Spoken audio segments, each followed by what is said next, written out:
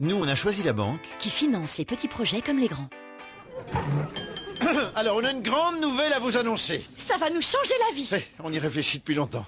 Alors, on a vu Claire. Notre conseillère de la Banque Postale, elle nous a dit « Pas de souci, on peut financer votre projet. » On va acheter une voiture. À la Banque Postale, nous avons compris qu'il n'y a pas de petits ou de grands projets. Juste vos projets.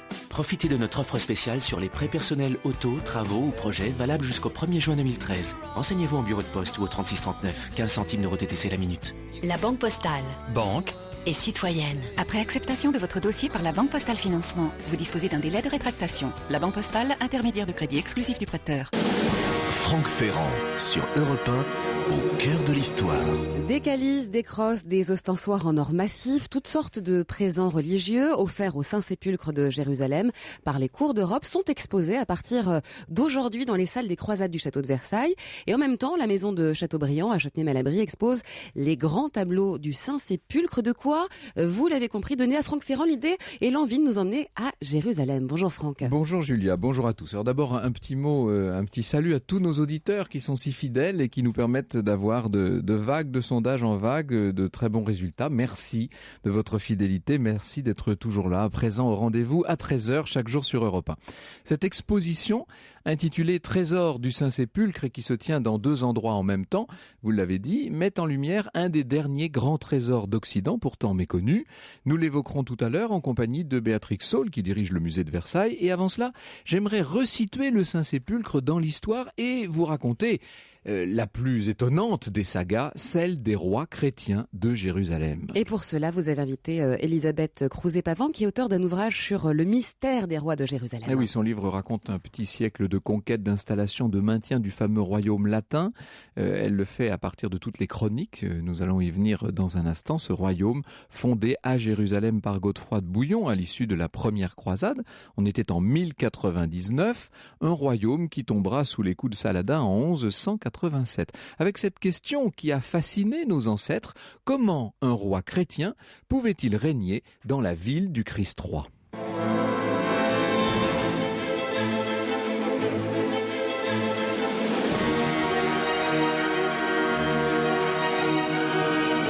De 13h à 14h sur Europe 1, au cœur de l'histoire. Franck Ferrand.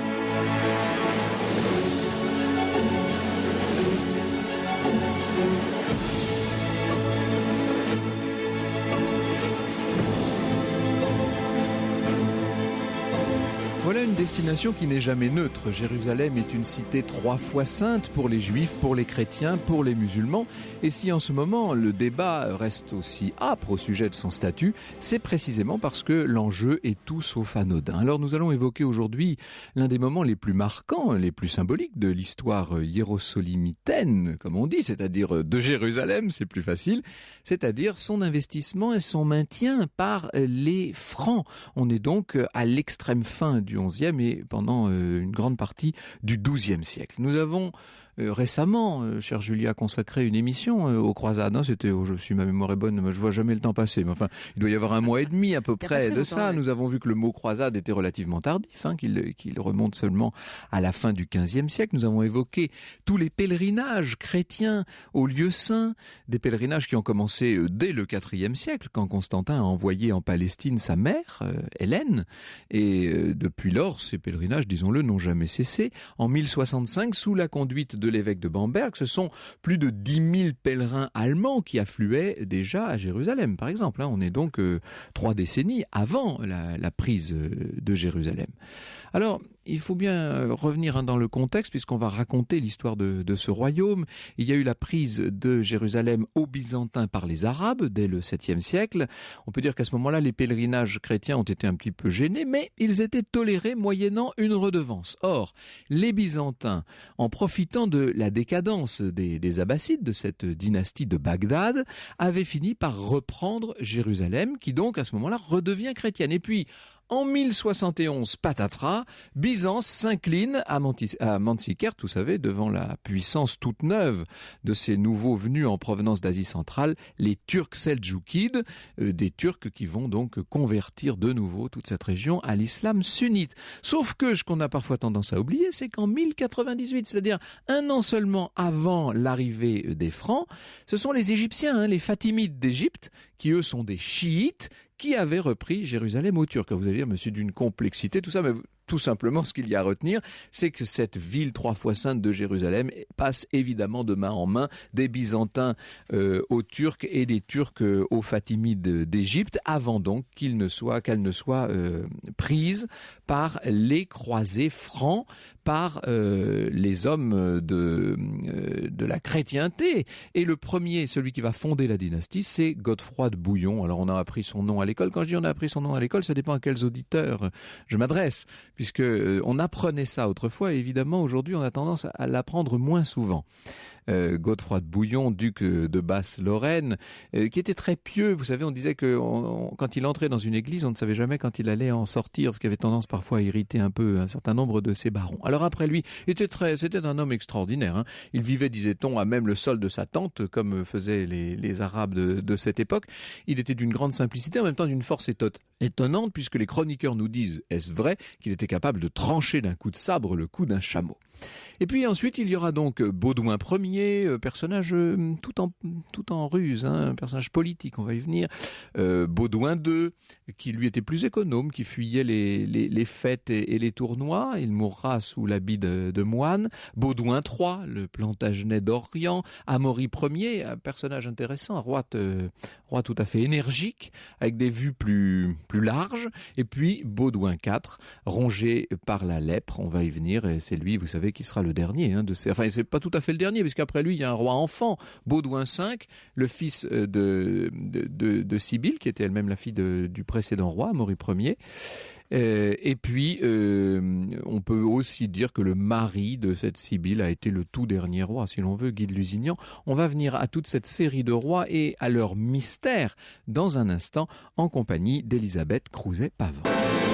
L'histoire sur Europe 1, c'est avec Franck Ferrand. Et avec vos invités Franck sur Europe 1, Elisabeth Crouzet-Pavant, qui est professeure d'histoire du Moyen-Âge à l'université Paris-Sorbonne et auteur du livre Le mystère des rois de Jérusalem, 1099-1187 chez Albin Michel.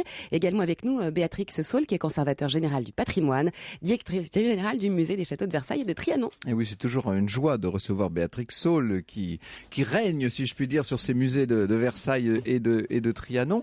Vous nous proposez une exposition qui n'est pas très facile à présenter au public, disons-le. Cette histoire du trésor du Saint-Sépulcre, en plus dans une exposition qui est dans 2 endroits, au château de Versailles même et à la maison de Chateaubriand. Tout ça est un petit peu difficile à expliquer. Alors, ce que vous montrez, ce sont les cadeaux, les présents que les cours européennes ont fait à travers les siècles au Saint-Sépulcre, au lieu saint par excellence. Oui, cette exposition, en fait, s'inscrit parfaitement dans la ligne de nos expositions où nous essayons, grâce à des collections venues d'ailleurs, de montrer un aspect disparu de Versailles. Quand on a fait les tables royales, c'est avec des services venant de toutes les cours qu'on a pu parler des manières de table à Versailles. Même chose avec mobilier d'argent, etc. Voilà, aujourd'hui, la chapelle royale est complètement dépourvue d'ornements et de vêtements liturgiques. Et donc, c'est aussi un moyen de montrer ce que pouvait être la richesse de ce mobilier liturgique au XVIIe et XVIIIe siècle. Alors, effectivement, l'essentiel de ce que vous présentez appartient au XVIIe, au XVIIIe siècle. Ce qu'il faut dire, Elisabeth Crouzet-Pavant, c'est qu'on a offert au Saint-Sépulcre des présents depuis toujours, depuis le Haut Moyen-Âge, en vérité. Oui, depuis le Haut Moyen-Âge, et certainement durant la période où Jérusalem est reprise par les Francs, où Jérusalem est chrétienne. On voit bien comment les pèlerinages se multiplient et comment, certainement, le Saint-Sépulcre, à ce moment-là, reçoit des présents de ces pèlerins qui affluent. La seule difficulté, c'est que, évidemment, la plupart de ces présents ont été perdus. Et donc, tout ce trésor constitué au XIIe siècle, il en reste quasiment... Vraiment très peu de choses. Quasiment rien, oui. Alors, on reviendra évidemment largement dans dans la deuxième partie de cette émission sur ce trésor du Saint-Sépulcre et sur les lieux même, bien entendu, et sur le sort du Saint-Sépulcre à travers les siècles. Ce que j'aimerais que nous fassions maintenant, c'est nous attarder sur cette histoire tellement extraordinaire du royaume franc de Jérusalem, ce qu'on appelait le royaume latin. Alors, on ne reviendra pas, si vous voulez, sur toute l'histoire de la première croisade, puisqu'on l'a raconté plusieurs fois à ce micro, et notamment il n'y a pas si longtemps. Ce qu'il faut dire, c'est qu'une fois Jérusalem pris, on est donc en 1099, il y a 3 grands hommes qui sont tout à fait en mesure de prendre le pouvoir sur place.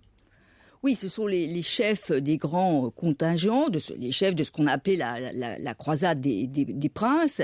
Et surtout, parmi ces chefs, il y en a 2 principalement qui s'opposent en quelque sorte. Il y a le comte de Toulouse, Raymond de Saint-Gilles, le plus fastueux, le plus riche de tous les barons, celui qu'on a vu à l'œuvre au long de la croisade, le plus magnifique donc. Et puis, Godefroy de Bouillon, alors que certains chroniqueurs nous présentent comme peut-être plus pieux.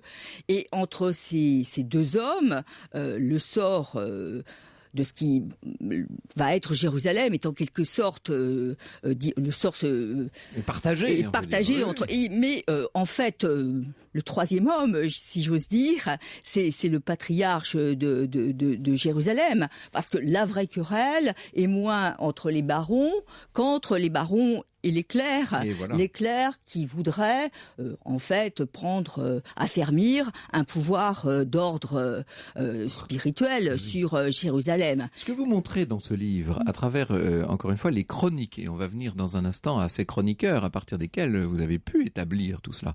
Ce qui est très spécifique dans cette ville de Jérusalem, c'est que évidemment elle est, qu'on le veuille ou non, la ville du Saint-Sépulcre, elle est la ville du Christ, et donc on se demande si le pouvoir qui va s'y établir sera un pouvoir temporel ou spirituel. Oui, et là, et le mystère précisément des rois de Jérusalem, parce que pour une part très importante, sans nul doute, de ceux qu'on appelle les pèlerins, c'est-à-dire les croisés, ceux qui sont arrivés à Jérusalem, ceux qui ont pris Jérusalem, la question se pose vraiment de savoir si un homme, c'est-à-dire un homme pécheur, un homme de chair, un homme faillible, peut être roi là où le Christ a été abaissé, a été humilié, a souffert la passion. Est-ce qu'il en a en quelque sorte le droit moral ? Eh bien, c'est à cette question que les différents rois de Jérusalem vont avoir à répondre. Nous y venons dans un instant.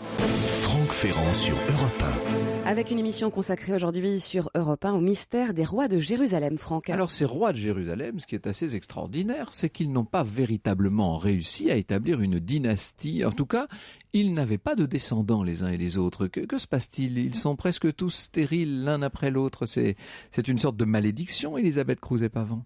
Les chroniqueurs ne le disent pas, mais ils le pensent sans doute. C'est en quelque sorte implicite dans ces chroniques, puisqu'en effet, ne s'accomplit pas en Terre Sainte le miracle capétien, cette succession de rois, ces pères qui transmettent la couronne aux fils et qui ont toujours suffisamment de fils quand il y en a un qui vient à manquer pour leur passer la couronne. Ce qu'on avait l'habitude de voir en Europe, ça c'était bon. Oui, surtout donc chez les Capétiens. Là, au contraire, Godefroy, qui n'est pas roi, va avoir comme successeur son frère, Baudouin Ier, qui lui est roi, qui est couronné. Fastueux roi. Fastueux roi, tel qu'il est justement représenté là plutôt par les chroniqueurs orientaux, avec la barbe, le burnou tissé d'or, avec un faste qu'il a repris au souverain d'Orient. Oui. Alors après Baudouin Ier, le cousin, qui aussi a participé à la croisade, Baudouin du Bourg.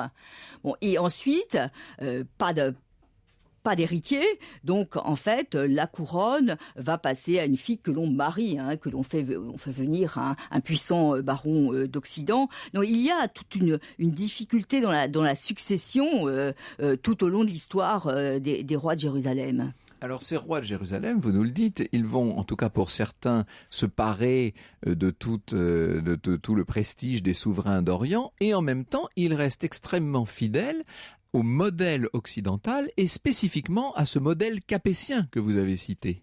Oui, ils importent très largement les institutions, la langue, les coutumes. C'est une sorte de monarchie occidentale transplantée en Orient. Mais dans l'histoire telle qu'elle nous est racontée, il faut bien voir aussi que l'image qui est mobilisée, c'est l'image biblique, c'est l'image vétérotestamentaire. Ces rois nous sont décrits en même temps comme succédant aux rois d'Israël. Donc il y a l'image évidemment de David qui est convoquée.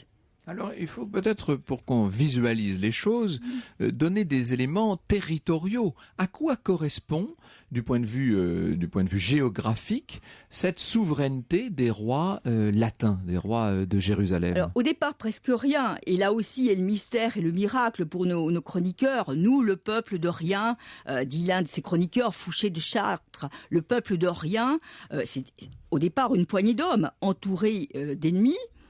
Et progressivement, donc, le royaume de Jérusalem, un peu sous Godefroy, mais principalement sous son frère Baudouin Ier, s'étend. Et le royaume de Jérusalem, au moment de sa plus grande expansion territoriale, va du Liban actuel, qui correspond au comté de Tripoli, jusqu'à pratiquement un peu au nord du golfe d'Aqaba. Et puis avec... Donc ça descend très bas, quand même, hein. Et puis avec... C'est vaste. C'est vaste, d'autant qu'en plus... il y a toute une partie au-delà du Jourdain qui a été également conquise. Donc le royaume de Jérusalem, qui est la plus vaste entité, et puis d'autres entités qui ont été aussi conquises, mais qui sont le comté d'Édesse, le comté de Tripoli, etc. Je ne les énumère pas. C'est très important, hein, toutes ces marches du royaume en quelque sorte, parce que ce seront autant de points faibles lorsque l'on va voir de nouveau les musulmans reprendre... Au moment de la reconquête, c'est bien entendu ces marches qui sont les premières à céder, à être vraiment emportées par la vague de la reconquête. Et même si on voit les rois de Jérusalem se déployer, enfin vraiment, ce sont des rois à cheval, des rois de guerre, non seulement à l'intérieur de leur royaume, mais aussi hors de leur royaume pour aller porter secours aux autres principautés latines, en dépit des efforts de ces rois de Jérusalem. Peu à peu, les marches sont emportées et le royaume lui-même s'effrite et grignoté. Et la fin de l'histoire, c'est une sorte de parallèle symbolique tout à fait étonnant entre ce royaume qui se rétracte et le corps du roi, le roi lépreux qui lui-même... c'est ça, c'est comme si c'était vraiment l'incarnation même. Il est l'incarnation même de ce royaume. Et les chroniqueurs dépeignent sa passion comme justement l'histoire du royaume qui souffre. Il souffre dans son corps, la fin du royaume. Le cinéma en a tiré de très belles images. On a tout à l'heure diffusé un extrait de la bande originale de Kingdom of Heaven et on voyait justement ce roi complètement loqueteux, dirais-je, lépreux évidemment, ce roi ladre qui incarnait ce royaume lui-même en décomposition. Alors, avant la décomposition, il y a quand même eu de belles, de riches, de grandes heures. Nous y venons ensemble dans un instant. Et puis, je ferai mon récit sur la chute de ce royaume un petit peu plus tard. J'ai envie de dire une partie plus loin. Franck Ferrand sur Europe 1, au cœur de l'histoire.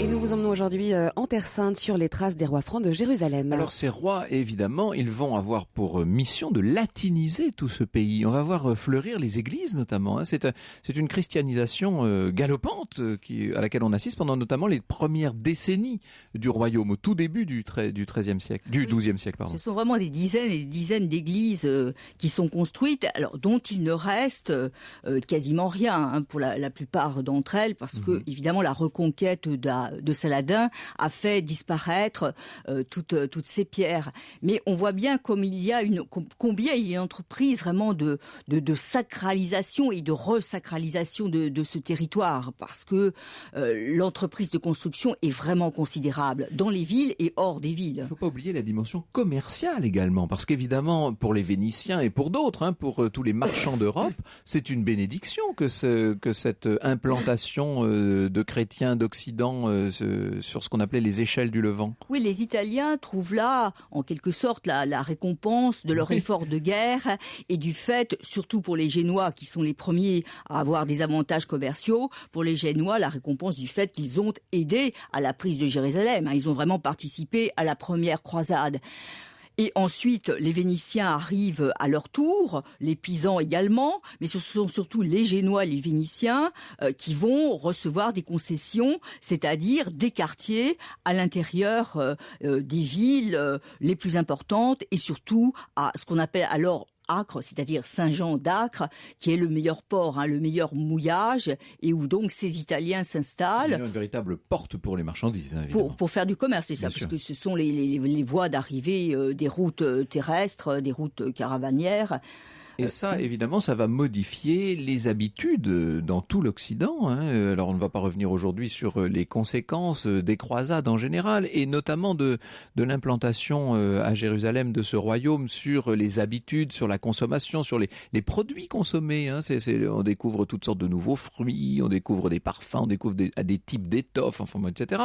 Ça, c'est tout un aspect civilisationnel qui est évidemment très important. Et en même temps, ce qui est assez surprenant, c'est que ce royaume, qui certes n'a même pas duré un siècle, n'a pas laissé dans la mémoire des Européens un très grand souvenir. Finalement, ce qu'on en a retenu le plus, ce sont les ordres militaires, les ordres de chevalerie de ces moines soldats, à la fois l'ordre des Hospitaliers et puis bien sûr, tellement célèbre, l'ordre des Templiers. Oui, parce que ces ordres, eux, ont survécu et ont longuement combattu pour la chrétienté, enfin surtout pour les Hospitaliers, et alors que le royaume de Jérusalem et que les États latins avaient sombré. Alors il est certain que l'histoire du royaume latin se confond en partie avec l'histoire de la montée en puissance de ces deux ordres militaires qui, surtout dans la deuxième moitié du XIIe siècle, prennent dans la défense du royaume une importance considérable, puisque ce sont eux qui tiennent progressivement toutes les forteresses, toute la ligne de fortification des États latins.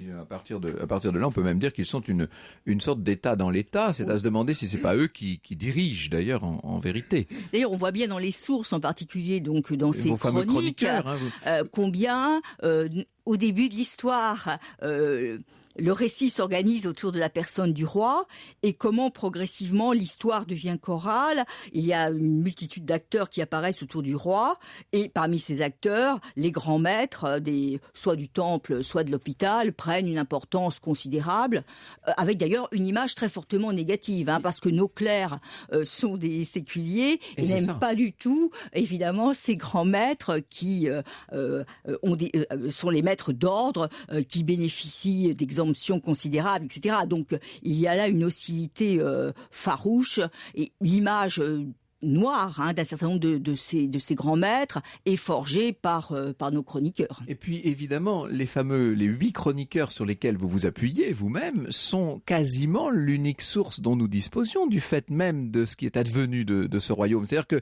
les archives au sens brut sont extrêmement faibles pour faibles. Oui, alors 8 chroniqueurs pour les premières années et ensuite il y en a d'autres. Oui. Et puis à ces chroniqueurs latins, il faut aussi ajouter les chroniques évidemment les chroniques arabes, et puis les sources qui émanent des chrétiens d'Orient, qui sont aussi très intéressantes et qui viennent enrichir et nuancer notre histoire. Alors, nous avons évidemment une imagerie des croisades qui s'est peu à peu constituée dans l'historiographie française et qui a atteint évidemment une sorte qui a atteint le rang du mythe sous la monarchie de Juillet. Et lorsque Louis-Philippe, en 1837, inaugure ces fameuses galeries historiques, il veut faire du château de Versailles une sorte de grand musée de toute l'histoire de France, sans préférence particulière, dédié, comme il l'a dit, à toutes les gloires de la France.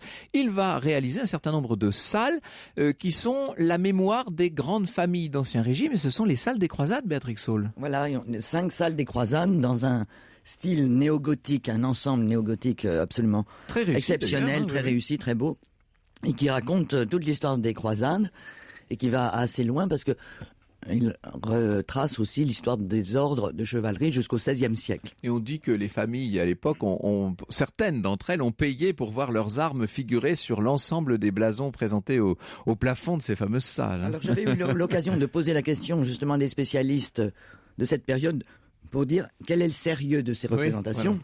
Oui, voilà. Et ils ont pu voir combien les peintres de Louis-Philippe avaient des scrupules historiques. Ah, tout de même, oui. Et qu'on était vrai dans les habillements, on était vrai dans les paysages, et que c'était pas du tout des documents sans intérêt. Et il y a au centre de la principale de ces salles une magnifique porte qui, elle, vient directement de là-bas, si je puis dire. Qui vient de là-bas, qui vient de Rhodes, puisqu'elle a été offerte par le sultan Mahmoud à Louis-Philippe en 1836. C'était le prince de Joinville qui avait, lors d'une escale, il était officier de marine, lors d'une escale avait repéré cette porte déposée, très belle porte, et donc elle a inspiré ensuite tout le style néogothique de ces salles. Alors ce royaume franc de Jérusalem, comment a-t-il fini après moins d'un siècle d'existence? C'est ce que je vous propose de découvrir dans un instant. Europe 1.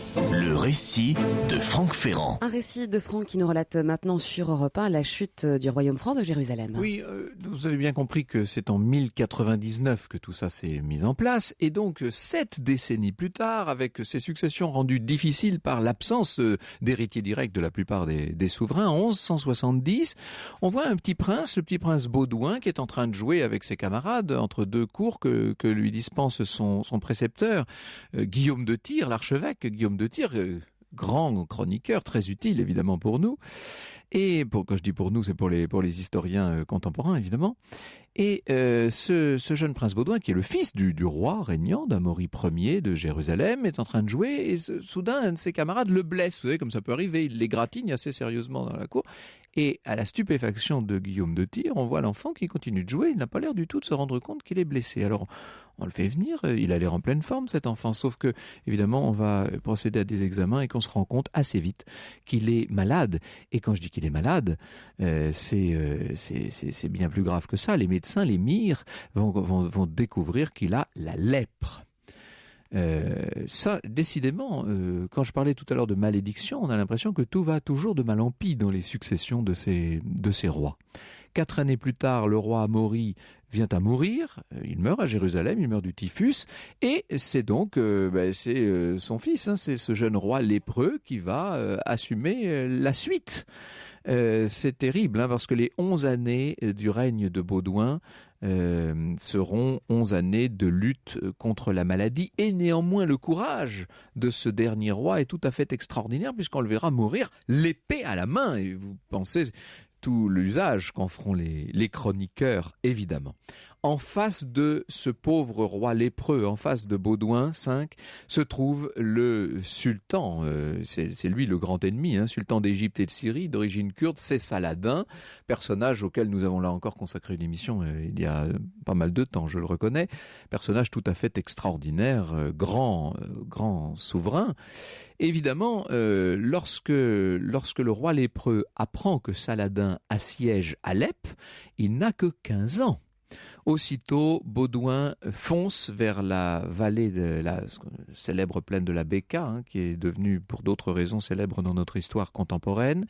Il va l'emporter du reste et ramener de Tyr tout un butin extrêmement important. Mais en 1177, cette fois Baudouin a 16 ans, avec 400 chevaliers, il va se laisser assiéger à Ascalon par Saladin, qui lui est à la tête d'une armée immense, 26 000 hommes.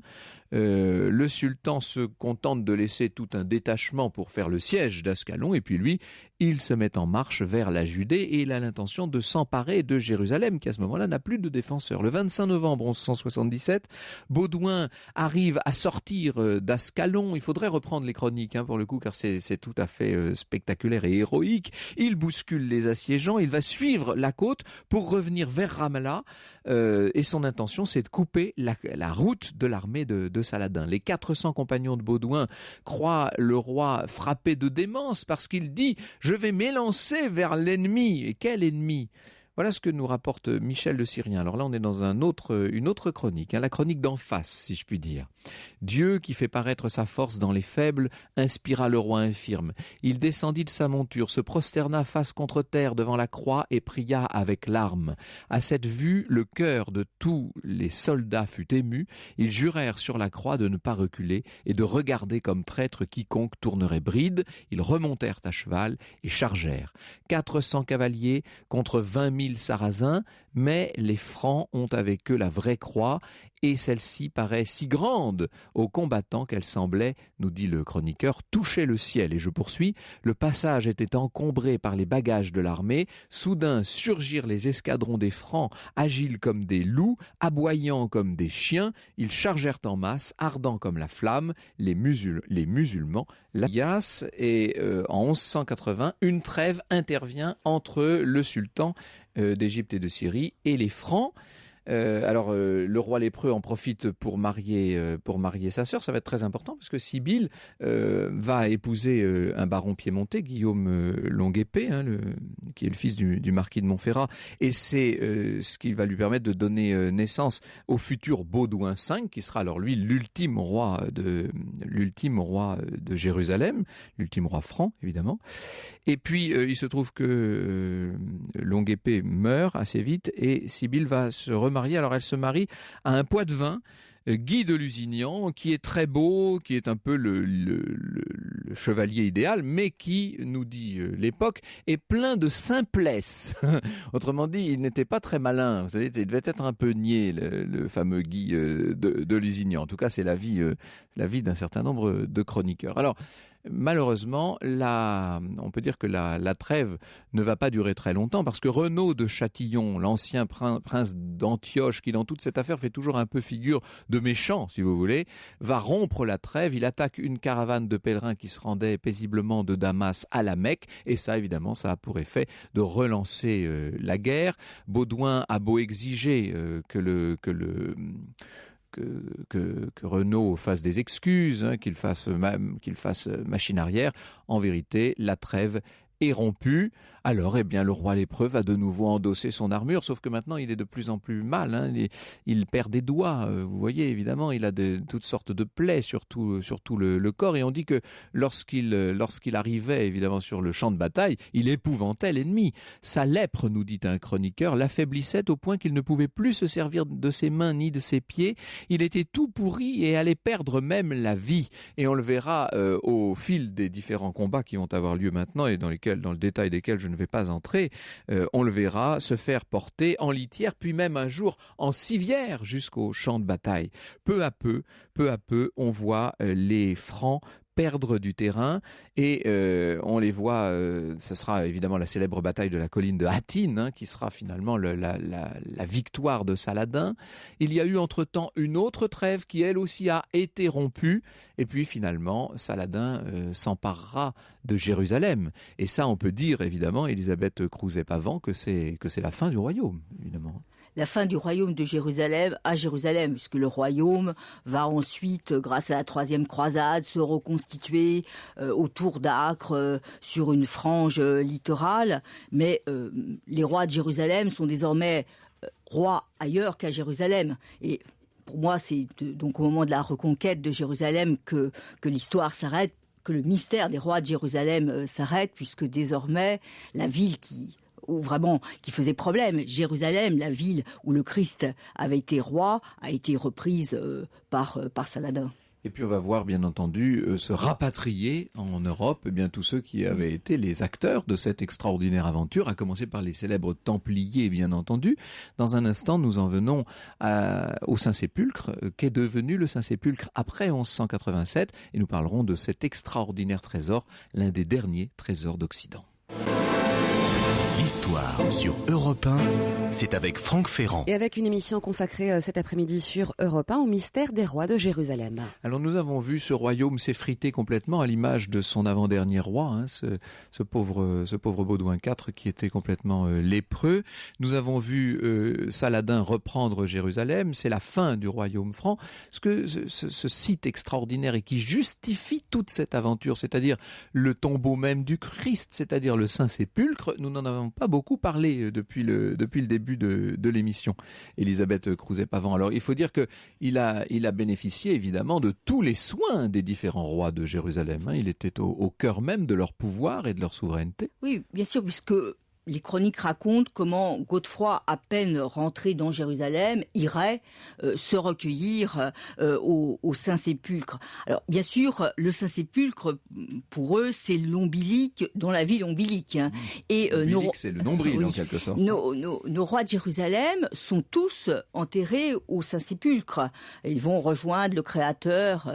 Leur tombeau est auprès du tombeau vide du Christ. Et donc, assez rapidement, bien sûr, on se lance dans des travaux considérables qui vont occuper pratiquement toute la première, au-delà même de la première moitié du XIIe siècle. Alors il faut dire que l'ensemble monumental était en très mauvais état, hein, puisque avait subi à la fois des incendies, des destructions successives. Alors il y avait eu un peu des reconstructions. Ce Saint-Sépulcre, il a une forme très reconnaissable. Hein. On va en trouver donc à partir de là la trace dans l'inspiration d'un certain nombre d'architectures religieuses à travers toute l'Europe et jusque très tard. Oui, avant même d'ailleurs la première croisade, donc dès le moment des grands pèlerinages, on commence à importer en Europe des Saint-Sépulcres. C'est-à-dire que c'est assez intéressant. À la fois, les chrétiens partent pour ce pèlerinage vers le lieu plus que tous les autres saints, mais en même temps, pour tous ceux qui ne peuvent pas partir, le Saint-Sépulcre est reproduit à petite échelle. On en a d'ailleurs dans votre exposition au château de Versailles, Béatrix Saul, on a une maquette. Alors elle est en nacre. Une maquette du XVIIe siècle. Ça, ouais. Il y a des maquettes, une vingtaine de maquettes qui a été repérées dans le monde, existant encore aujourd'hui, de ces maquettes qui ont été faites dans les environs de Bethléem sans doute. Et Louis XIV en avait une d'ailleurs dans ses collections. Quelle était au XVIe, au XVIIe siècle, et puis même encore dans une époque plus récente, quelle était l'importance de ces lieux saints et du Saint-Sépulcre dans la foi des souverains d'Europe et de leur cour? Est-ce que c'était une véritable référence? Est-ce que Louis XIV songeait aux lieux saints, si je puis dire? Louis XIV, oui, songeait aux lieux saints. Il y a même dans l'exposition une gravure que nous ne connaissions pas et enrichissante pour l'iconographie de Louis XIV, où on voit Louis XIV protecteur des lieux saints, qui illustre une lettre patente justement où on voyait Louis XIV protégeant. Alors les rois de France étaient traditionnellement depuis Saint-Louis le patron de la maison de France, très attiré et se voulant les protecteurs des lieux saints. Ça, c'était une constante. Avec toute une titulature de roi de Jérusalem, d'ailleurs totalement abstraite, puisque ça ne correspondait à rien sur le terrain, mais enfin qui continue à la cour de France. Hein. Oui.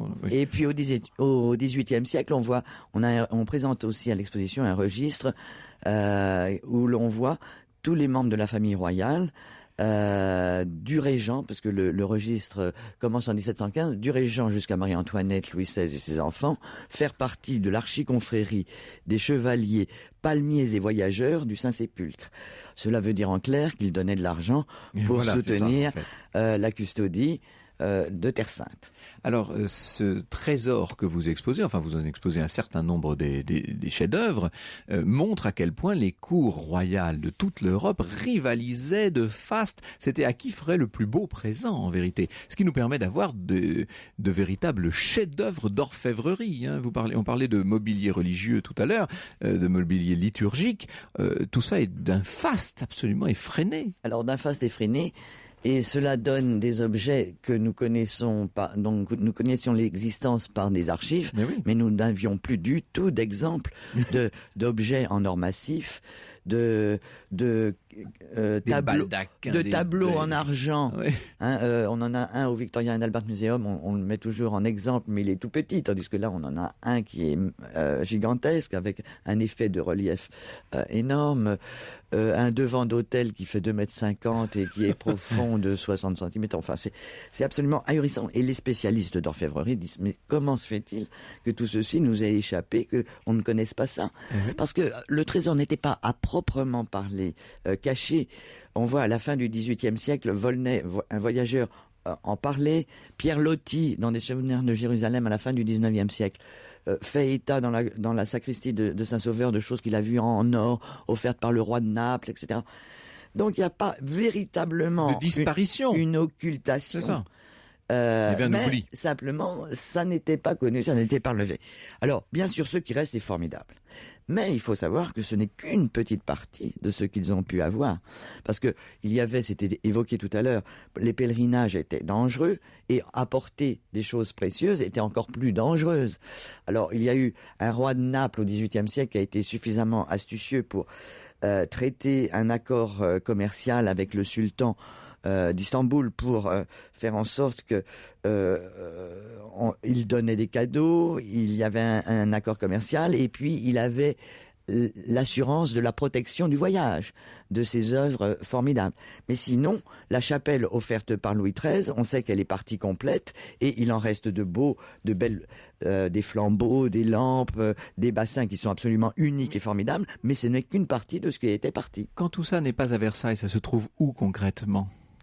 Alors, un peu disséminé. Et c'est ça, il y en a partout en fait. Oui, entre Bethléem, Nazareth, Ain Karem, Jérusalem, dans des tiroirs de sacristie, dans des petits placards qui sont dans un petit escalier. Et il y a beaucoup de choses parce que là-bas, tout ça, il a fallu recueillir. Oui. Il y a eu tout un travail qui a été fait très en amont par Jacques-Charles Gaffiot et Bernard Degout et toute une équipe de spécialistes parce que tout ce trésor n'avait jamais été étudié. Et l'exposition a été l'occasion des études par les spécialistes et aussi de restauration très importantes. Parce que comme tous ces objets, tout de même, étaient utilisés, ils étaient un peu cabossés. Oui, les brocarts, parce que les brocarts, les broderies, parce que c'est inimaginable ce qu'il y a en orfèvrerie, mais également en étoffe, en tissu. Et puis, on peut aller voir aussi les tableaux donc à la maison de Châteaubriand. Merci beaucoup Béatrix Sol. Ce trésor du Saint-Sépulcre, présent des cours d'Europe, des cours européennes à Jérusalem. C'est au château de Versailles et c'est jusqu'au 14 juillet prochain. Et puis d'Elisabeth Crouzet-Pavant, vous avez bien compris que l'histoire des rois de Jérusalem figure dans cet ouvrage d'Albin Michel, Le mystère des rois de Jérusalem de 1099 à 1187. Merci beaucoup à toutes les deux d'être venues nous parler de finalement cette partie de l'histoire d'Occident qu'on oublie très volontiers parce que c'était un petit peu loin là-bas et que ça n'a finalement pas duré très longtemps.